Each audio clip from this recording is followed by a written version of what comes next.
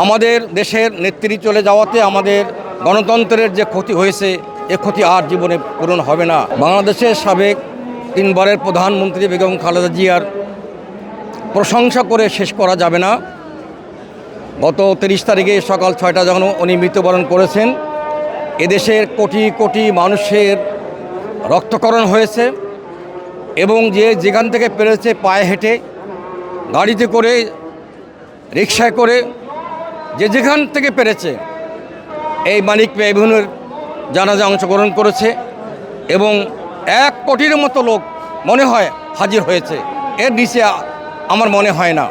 এবং সেখান থেকে অদ্যাবধি এখন পর্যন্ত আমি যা জনস্রোত দেখছি তাতে করে আরও 10 লাখ লোক এই কয়দিনে এখানে হাজির হয়েছে এবং আরও 100-2 সপ্তাহ এইভাবে যাবে। যারা আসতে পারে নাই, যাদের মন সবসময় থাকে খালেদা জিয়ার জন্য কাঁদে, তারা সবাই এখানে আসতেছে তার কবরে জিয়ারত করার জন্য, তার জন্য দোয়া করার জন্য। আমাদের দেশের নেত্রী চলে যাওয়াতে আমাদের গণতন্ত্রের যে ক্ষতি হয়েছে এ ক্ষতি আর জীবনে পূরণ হবে না।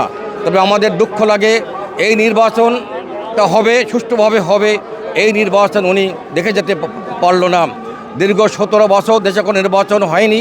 এই নির্বাচন সুষ্ঠু হবে এবং উনি বাংলাদেশের প্রধানমন্ত্রী হবে, এটাই আমাদের কাম্য ছিল।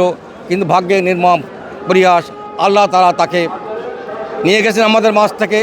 কবর জিয়ারত করতে এটা আমাদের নৈতিক দায়িত্ব। আমরা ছোটোবেলা থেকে শহীদ জিয়াউর রহমানের আদর্শে বিশ্বাসী এবং তার রাজনীতি করে আসছি। এখন আমাদের মা আমাদের ছেড়ে চলে গেছেন, আমরা সবাই এতিম, এখন পুরো দেশবাসী এতিম। তো তার জানাজায় অংশগ্রহণ করতে পারবো না, এটা তো অসম্ভব একটা ব্যাপার, তাই না?